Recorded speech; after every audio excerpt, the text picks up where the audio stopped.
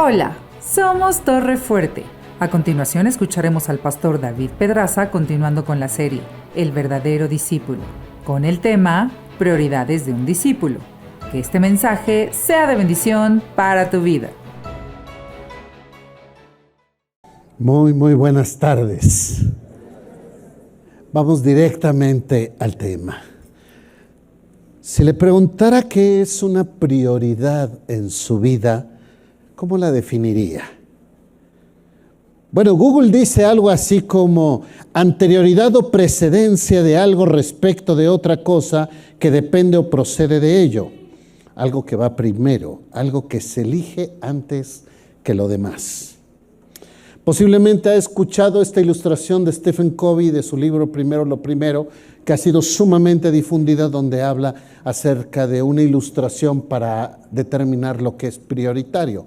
Las piedras grandes de la vida, aquellas cosas que van primero y que todo lo demás se tiene que ajustar o se tiene que acomodar al espacio que dejan las prioridades. Si nunca la ha escuchado, la pueden encontrar en internet, en YouTube, sin problema. Hay varios que la usan y la ilustran. Regreso a la pregunta. ¿Identifica usted las prioridades en su vida? Aquello que es primero, aquello que precede, aquello que va por delante. Para un músico podría decir, es el instrumento, su instrumento. Para un jugador podría apelar al trabajo de equipo. Para un conductor de autos podría ser el auto mismo. Para un hombre de familia podría decir, es su esposa o incluso sus hijos. ¿Cuál sería entonces la prioridad de un discípulo? Esta serie que estamos predicando se llama El verdadero discípulo. Hemos hablado de diferentes temas respecto de ello. Hemos hablado del servicio, del fruto, del compromiso, del amor, entre otros cuantos temas más. Hoy hablaremos de un tema que cuestiono, la prioridad de un discípulo. Si tuviéramos la oportunidad de estar frente a Dios y le preguntásemos acerca de aquellas cosas que considera importantes para un discípulo, ¿qué cree que contestaría Dios? No tiene caso especular al respecto, pues el Señor ya nos dio su respuesta y lo vamos a dividir en 4 formas para ilustrarlo, aunque desde el punto de vista de un servidor creo que las 4 presentan un solo concepto.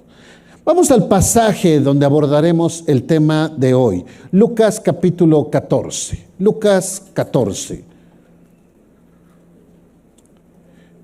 Lucas capítulo 14, Jesús dice en el verso 25, Jesús predicaba a grandes multitudes y éstas le seguían.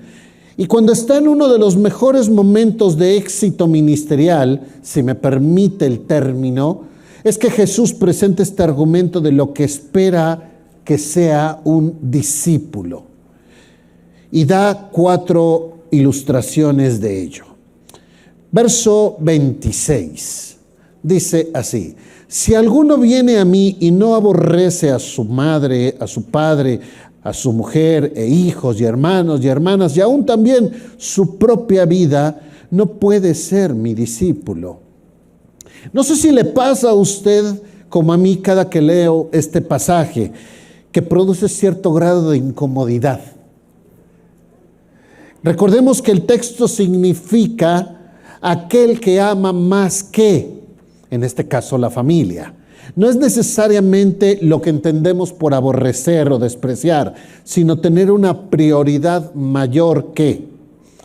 Algunos confunden este texto. Recuerdo cuando estaba en el seminario como profesor, me acuerdo de un joven, que ya no estaba tan joven, pero bueno, y entonces dice, pastor, yo me quiero ir como misionero y mi esposa no quiere, así es que, pastor, pues voy a tener que dejarla para irme de misionero. No, no es lo que dice el pasaje. Esa es una forma de pretextar tu conducta. A veces, en esa idea vamos. No digamos que este texto significa aléjate de todos ellos. No. Es una referencia al elemento de incondicionalidad al Señor. Es decir, no poner pretexto alguno para Dios. Amar más a Dios que a la familia, padre, madre, esposa, hijos, hermanos, y culmina diciendo aún más que tu propia vida. ¿A quién amas más? ¿A quién honras más? ¿A tu familia o a Dios? ¿Y cómo lo sabemos? ¿Cómo lo sabemos? Bueno, es sencillo, es sencillo. Haces algo que no es aprobado por Dios para proteger, solidarizarte, cuidar o quitar consecuencia a tu familia. Tú sabes que estás haciendo algo que no es correcto delante de Dios, pero es tu familia. Y entonces en el nombre de eso mientes por tu familiar. Falsificas cosas, justificas, sobornas, para que según tú ayudes a tu familia. Eso serían unas buenas referencias. Recuerdo una ocasión, estaba platicando con un amigo que quiero y respeto mucho, ya está en la presencia de Dios, y me decía algo así como, mientras estén las cosas bien con mis hijos, todo bien, pero el día que a alguien le falta el respeto a una de mis hijas, le voy a decir al Espíritu Santo, aguántame tantito, y ahí te voy en la carne. Y él estaba convencido que iba a ser su forma de actuar. Yo le pregunto, ¿es lo que Dios tenía en mente? En el nombre de proteger a tu familia, ¿vas a comprometer tu testimonio? Bueno, la teoría se escucha muy cómoda, muy fácil, ¿no? Pero cuando le faltan el respeto a tu hija ya no se siente tan cómodo. Y los que somos padres entienden perfectamente lo que estoy diciendo. Métanse con quien quieran, pero no se metan con mis hijos. Y entonces cuando tienes que defender a tu propio hijo, a tu propia hija, al mismo tiempo te tienes que preguntar, ¿lo voy a hacer en mis fuerzas o lo voy a hacer honrando a Dios? ¿A quién amas más? ¿A quién amas más? Porque una cosa no quita la otra. Tu deber como padre es proteger a tus hijos. Eso no lo quito. La pregunta es de qué forma. ¿De qué manera lo vas a hacer? Porque a veces por cualquier cosa justificamos el hacer cosas que no son correctas, meter mentiras para sacar verdades. No es cierto, mi hijo no hizo eso. ¿Estás seguro? ¿Estás seguro? Muchas de las veces tenemos que reconocer que estamos tentados a honrar a nuestra familia por encima de honrar a Dios. Y lo que está diciendo Jesús, si tú haces eso, tú no puedes ser mi discípulo. En ese sentido tiene una lógica la muerte de los mártires que prefieren entregar su vida en lugar de negar su fe, porque tienen un compromiso con Dios. Y siendo honestos, para el cristianismo promedio en México se escucha fuera de nuestro radar. Parece muy costoso, pero no necesitamos ese nivel de pruebas, porque a veces con cosas mucho menos complejas comprometemos nuestras convicciones. Estar dispuesto a morir por Jesús parece de fanáticos, pero esto es lo que parece que describe el pasaje. Verso 27. Y el que no lleva su cruz y viene en pos de mí, nuevamente, por si nos había olvidado, no puede ser mi discípulo. Pues. Esta frase Jesús la utiliza en 2 ocasiones en los evangelios sinópticos, ya que se relatan en los 3 evangelios, en Mateo, Marcos y Lucas. Esta misma frase se utiliza para este pasaje y para el encuentro que tiene con el joven rico. Recuerda muy posiblemente la historia. Llega este joven rico delante de Jesús y le dice, maestro, ¿qué haré para heredar la vida eterna? Y le dice Jesús, los mandamientos, obedece los mandamientos. Dice este joven, los he obedecido desde mi juventud. No sé si estaba mintiendo o no. Supongo que sí. Y dice que Jesús le amó a este joven. Y entonces Jesús le dice, una cosa te falta, anda, ve y vende todo lo que tienes, dalo a los pobres y tendrás tesoro en el cielo, y ven y sígueme tomando tu cruz. Y esto sí resultó caro, ya lo sabemos, porque tenía muchas riquezas, dice el texto. Pero creo que Jesús específicamente dice esto porque él sabía que era algo que representaba mucho para este joven. Así que le pregunto a usted en esta tarde, ¿qué le pediría el Señor como costo por seguirle? ¿Qué le pediría el Señor a usted hoy como un costo por seguirle? Ya hablamos de la familia. Estoy hablando de algo que te dolerá verdaderamente soltar. Aquello a lo cual estamos aferrados a eso y que nos dice, Señor, si me quieres seguir es necesario que sueltes esto. Y tú parece que te aferras más, ¿no? Tal vez tu estilo de vida, tal vez tu estatus, tal vez tu seguridad, tus amistades, tu forma de comportarte, algún vicio, amigos, alguna actividad placentera, tu carro. Ay, Señor.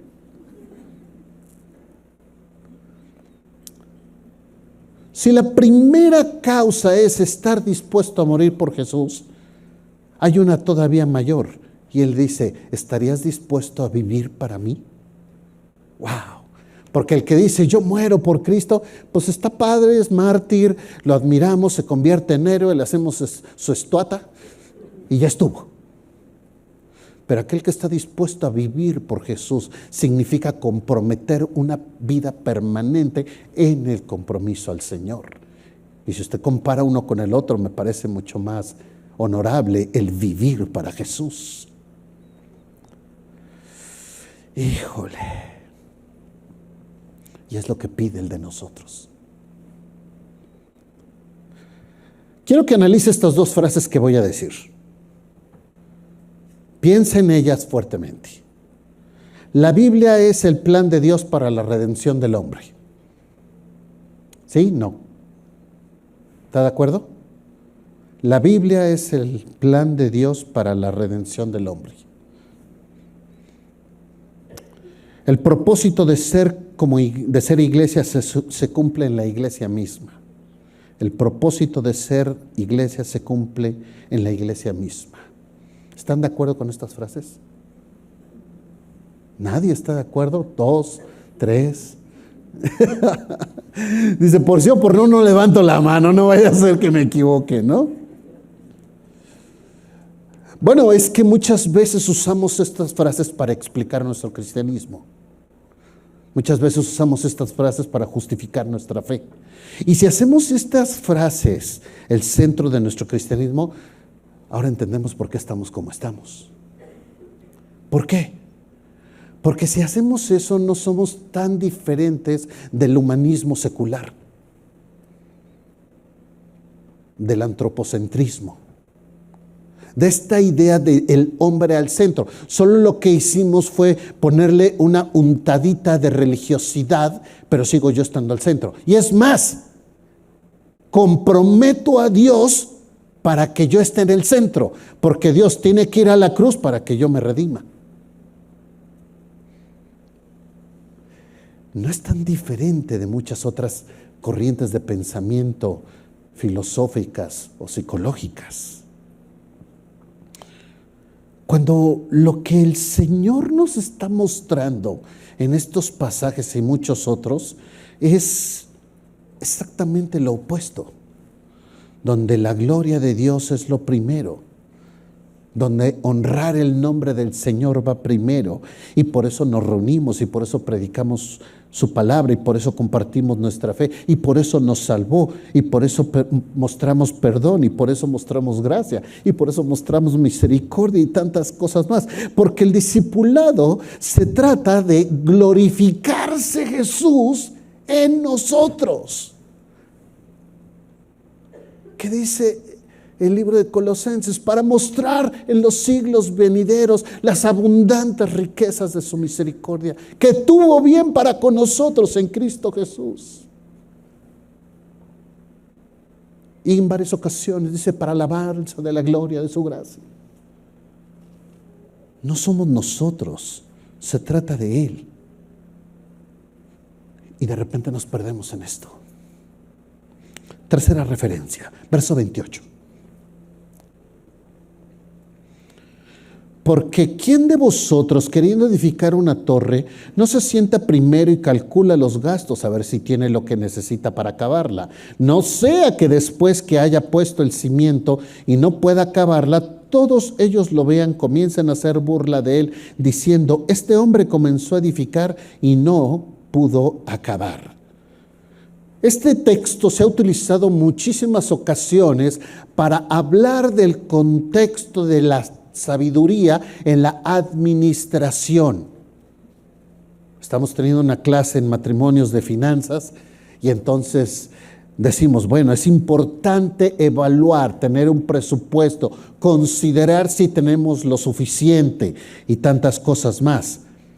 Lamentablemente no lo dijo en este contexto Jesús. No está hablando de mayordomía, está hablando del costo de un discipulado, porque incluso esta es la frase que repite, si no haces esto no puedes ser mi discípulo.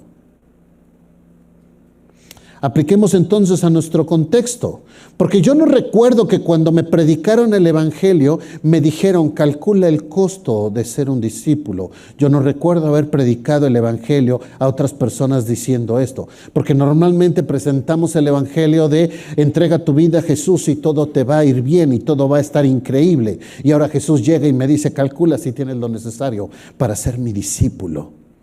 Que podría ser el equivalente de un material para una torre en lo que respecta a ser un discípulo.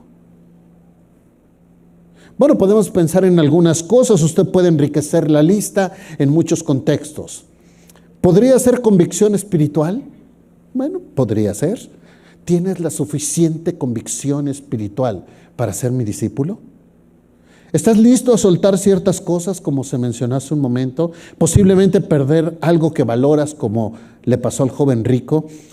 Posiblemente esa fuerza de fe que se requiere en el ministerio para vivir las adversidades propias del ministerio. Tal vez una convicción de valores espirituales, tal vez soportar ataques del enemigo. Podría ser representar el material de esa torre. El jueves pasado estábamos en nuestra reunión de Celebremos la Recuperación y desde el martes andaba yo escribiéndoles al equipo de trabajo, oigan, ¿cómo andan para el jueves? Y como la mitad del staff estábamos bien agripados y algunos con familiares enfermos y esto, aquello. Y entonces decíamos, bueno, vamos a evaluar si podemos tener la reunión. Y el miércoles, ¿cómo van? Pues igual. Bueno, pues evaluamos el jueves en la mañana. Porque resulta ser que entre los que iban a participar en la reunión, el orador, el que iba a dar su testimonio, pues estaba con la garganta cerrada. Y entonces decíamos, Señor, ¿qué hacemos? No estás aquí, ¿verdad, Xochitl? Aquí estás. Ah, mira, aquí está Xochitl, que iba a dar su testimonio. Y entonces decimos el jueves en la mañana, ¿qué hacemos? ¿Cancelamos la reunión o seguimos? Y nos dice Xochitl, creo que puedo. Dije, bueno, yo creo que con cubrebocas llego. Y aquí, bueno, todos y... Bueno, pues órale, vamos. Y llegamos y tuvimos una reunión hermosa, hermosa. El Señor se manifestó y usó grandemente a Xochitl y fue de bendición escuchar lo que Dios ha hecho en su vida. Y al final de la reunión nos preguntábamos, ¿por qué? Bueno, es que una cosa está casi ligada con la otra. ¿Por qué? Porque cuando viene la bendición, antes está la prueba. Y los que están en el ministerio saben que así es. Así sucede, así funciona. Estaba viendo una predicación que decía, Dios le manda las peores batallas a sus mejores guerreros. Y como que en ocasiones pienso que algo sabe Dios que evidentemente yo no sé de mí. Ay. Pero si recuerdo las palabras que usó el apóstol Jesús con el apóstol Pablo cuando dice, porque yo le mostraré a este hombre cuánto le es necesario padecer por causa de mi nombre. Y después de cuando vemos cómo le fue a Pablo, dices, ah, caray, no, pues sí tenía razón Jesús, ¿no? A lo cual, especulando un poco, No me imagino al Señor pensando en, le voy a mostrar a David cuánto puedo alimentarle, cuánto puedo bendecirle. David va a saber cuánto puedo protegerle, cuánto puedo cuidarle, cuánto puedo resolverle, cuánto puedo librarlo de sus consecuencias. ¿Y saben una cosa? Jesús lo hace. Pero esa no es la razón primaria de su llamado, sino más bien un aspecto secundario. Pero ¿qué hemos hecho nosotros los cristianos? Hemos creado de esa experiencia la razón de ser del cristianismo.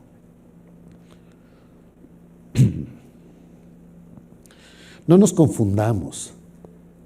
Jesús alimentó multitudes. Jesús sanó enfermos. Jesús expulsó demonios. Pero esa no era la razón de su ministerio. Lo hizo como una evidencia para mostrar que Él era quien decía ser, para validar su obra redentora. No hagamos de los milagros la razón de ser de Jesús. Si ese es el caso, entonces hagámoslo de otros movimientos religiosos. ¿Y qué hacen esos movimientos religiosos? Bueno, pues busquemos la imagen más milagrosa. Hagamos la caminata donde esté el santo que haga más milagros. Al fin que de eso se trata. Vamos al culto donde haya mayor sanidad o busquemos a la persona que manifieste mayormente sus dones. Porque si lo que yo busco es obtener de Jesús eso, pues no soy tan diferente de aquellos a los cuales Jesús decía, ustedes vienen porque les doy de comer. Pero realmente su corazón no está aquí. Y cuando yo veo esto, no me coincide con lo que dice, evalúa si quieres ser mi discípulo. Evalúa el costo, si tienes lo necesario. Porque en uno, el énfasis está centrado en lo que yo tendría que dar a Jesús. Y en el otro está centrado en lo que yo voy a recibir de Jesús. Yo sé que son personas inteligentes. Les invito a que reflexionen. ¿De qué crees que se trata? ¿De qué crees que se trata?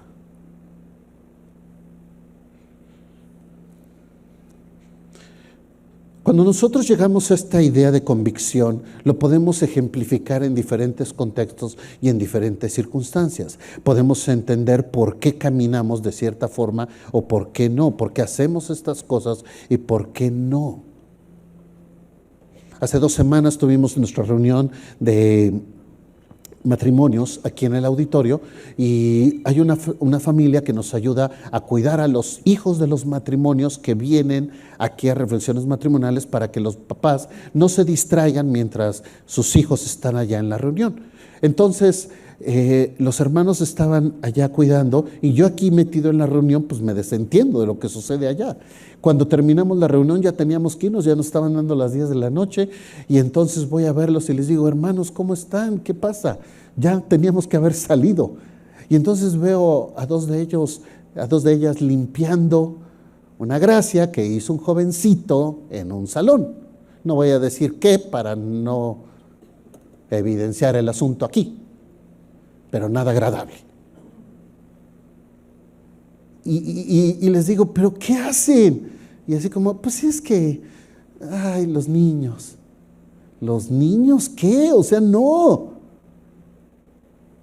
Y me dice la hermanita, bien linda, dice, es para el Señor.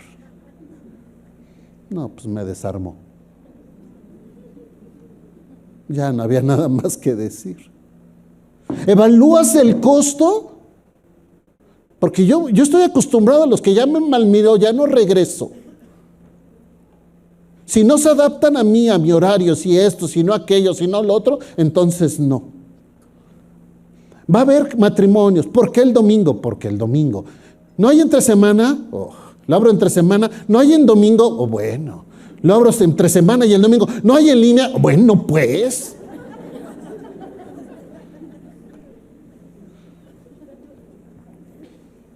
Y así estamos. Verso 31.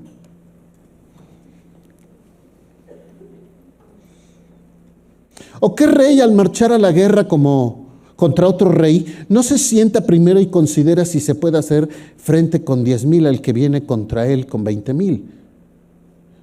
Y si no puede, cuando el otro todavía está lejos, le envía una embajada y le pide condiciones de paz. Así pues, cualquiera de vosotros que no renuncia a todo lo que posee no puede ser mi discípulo. Sí, ya entendí, Jesús, ya sé de qué estás hablando.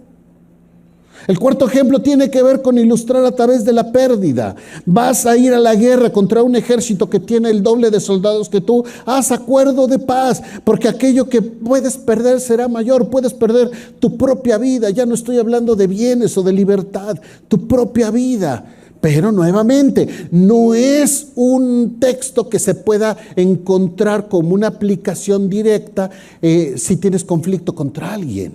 Aunque el principio se respalda, se sustenta, pero Jesús lo dice nuevamente en el contexto de ser discípulo de Él. Entonces, ¿cuál es la aplicación? Discernimiento para pelear tus batallas. Reconocer aquello que estamos capacitados para enfrentar y aquello que no. Yo puedo pensar en cosas en el ministerio que francamente preferiría mandar condiciones de paz, porque no tengo los elementos concretos para enfrentar. Tal vez usted ha escuchado varias veces esta historia en Juan capítulo 21, cuando Jesús ya resucitó. Él está con los discípulos en la orilla del mar de Galilea. Ellos estaban pescando, se vienen, Jesús ya tiene el pescado, cena con ellos y todo y esto. Y después de eso le dice a Pedro: Pedro, como en Yupacá, vente, quiero hablar contigo. Y ahí va Pedro, así, ya me imagino a Pedro así como, Y Juan, ahí voy, ¿no? Y entonces Pedro le dice: ¿y este qué? Y le dice Jesús a Pedro: ¿qué a ti? O sea, ¿a ti qué, pues? Entonces dijo Pedro: no, pues no, nada. Vente, Juan. Y está este diálogo que tiene infinidad de aplicaciones y que podríamos habernos quedado en este pasaje y no nos alcanza la prédica de hoy para hablar. Quiero hacer énfasis a un concepto solamente. Pedro está delante de Jesús y Jesús le dice: Pedro, ¿tú me amas? Y haciendo la referencia al griego, Jesús utiliza la palabra ágape. Y entonces Pedro contesta: sí, Señor, tú sabes que te amo. Pero Pedro contesta con la palabra fileo: te quiero. Entonces Jesús le dice: Pedro, ¿me amas? Y Pedro contesta: sí, Señor, tú sabes que te quiero. Bueno, va de nuevo: Pedro, ¿me amas? Y Pedro contesta: Señor, tú sabes que te quiero. Entonces Jesús ahora cambia la pregunta y le dice: Pedro, ¿me quieres? Y podemos especular mucho sobre qué respuesta pudo haber dado Pedro ahí al respecto y todo esto, pero Pedro se entristece, dice el texto, de que Jesús le preguntase por tercera vez. Y dice: Señor, tú lo sabes todo. A ti no te puedo engañar. Tú sabes que te quiero. Y en ese momento, tal vez Pedro está pensando: ya lo negué hace poco. Ya le dije que iba a ir a morir por él y después salí corriendo. Ahora Jesús te está hablando y te está diciendo: ¿me amas? No quiero decirte nada, Jesús, que no estoy dispuesto a hacer. Estoy claro que quiero ser honesto contigo. Y por eso se entristece Pedro, porque le pregunta por tercera vez. Y Pedro contesta: no te voy a engañar, Señor. Esto es lo que hoy puedo decirte. Esto tengo para dar. Y entonces Jesús le dice: ok, con eso me basta. Pastorea mis ovejas. Con eso es suficiente. Y si conocemos el ministerio de Pedro, sabemos que Pedro amaba a Jesús. Y no solo estuvo dispuesto a vivir, sino también a morir por Jesús. Sabemos lo que representó para Pedro. Y entonces Este significado me hace ver que aún con la limitación de Pedro, Jesús recibió eso que él estaba dispuesto a dar y ahora usarlo para abiertamente dedicar su ministerio. ¿Qué estás dispuesto tú a dar? Porque ahora Jesús te dice a ti Javier, a ti Lucía, a ti Sonia, a ti Andrés, a ti Yukari. Y Jesús nos hace la misma pregunta que a Pedro: ¿me amas? ¿Me amas? Entonces, si me amas, sé mi discípulo. Sé mi discípulo. Y si lo piensa un poco, esto se entiende a través de los dos más grandes mandamientos: amar a Dios sobre todas las cosas y amar a tu prójimo como a ti mismo. No les estoy diciendo nada nuevo, solo que estoy tratando de ilustrar que la dimensión que normalmente le damos a eso es una burla de la realidad vigente que representa. Porque parece que no coincide una cosa con la otra. Vamos a juntar los conceptos. Vamos a concluyendo. ¿Qué es la prioridad de un discípulo? Jesús espera ser la principal prioridad de tu vida, aún por encima de tu familia. Espera que estemos dispuestos no solo a morir por Él, sino también a vivir por Él. Toma tu cruz cada día y sígueme. Por lo tanto, nos dice: evalúa el costo de ser un discípulo, considera la construcción de la torre y considera si tienes lo necesario para emprender esa gran misión. Evalúa antes de ir a la guerra. Creo que es mucho más de lo que normalmente presentamos como elementos de ser un discípulo de Jesús. A lo cual tengo dos consideraciones al compararlo con el cristianismo de hoy, del siglo XXI, con las cosas que luchamos hoy día. Cuando vemos a la gente peleándose en la iglesia por un lugar en el estacionamiento, o por la silla, o por el contexto, o por quien atienden primero, o porque se calle el niño, porque interrumpe mi espiritualidad. ¿No te parece un cristianismo muy centrado en ti mismo? ¿No te parece que quieres que todo se ajuste a ti? Ese tipo de cristianismo que vivimos, donde es completamente ajeno a lo que el Señor enseña. Porque cuando vemos la forma en que reaccionamos, cuando piensas que no recibes lo que tú crees que te mereces, o cuando cambias de iglesia, cuando alguien te habla feo, golpeado, no te saluda. ¿Ese es el cristianismo del cual Jesús hablaba? ¿Eso es lo que veíamos?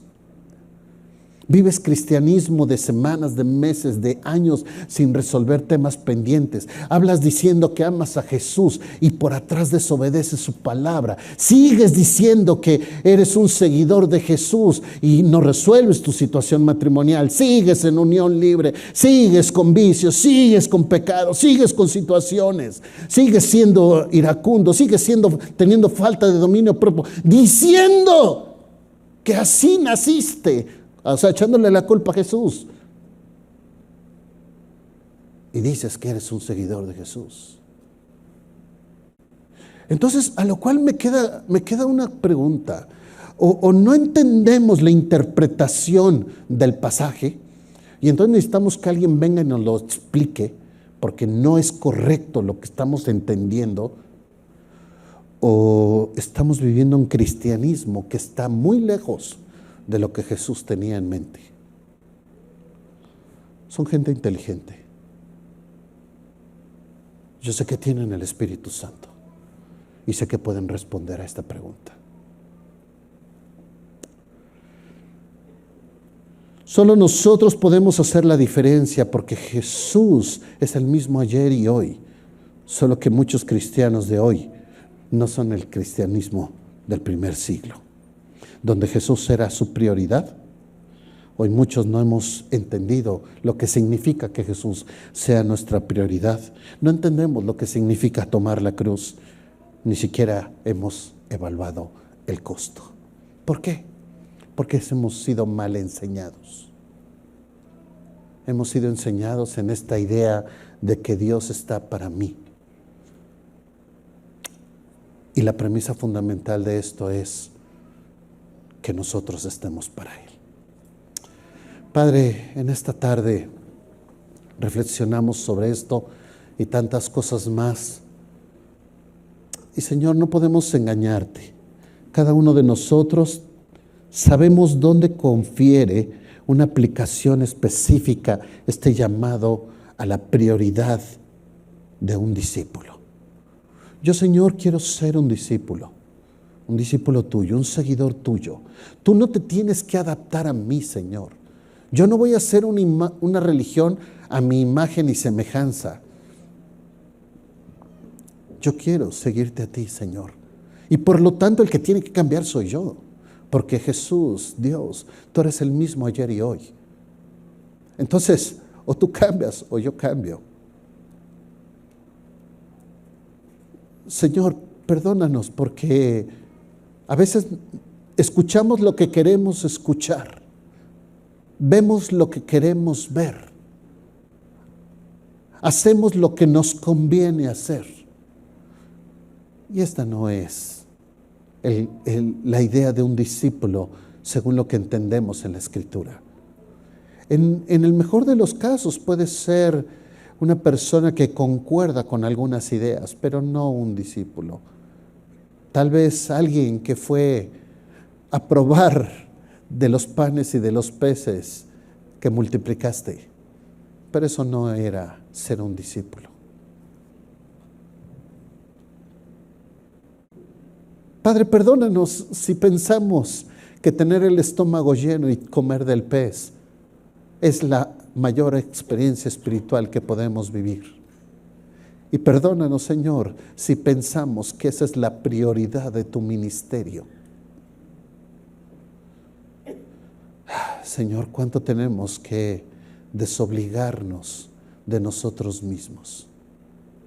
¿Cuánto tenemos que sacar de nosotros mismos para entender que eres tú el que hace y da sentido a nuestra fe? Tu Espíritu Santo nos puede dirigir, Señor, a entender todo esto de la mejor manera. Enséñanos, Jesús. Queremos aprender a ser tus discípulos. En el nombre de Jesús. Amén.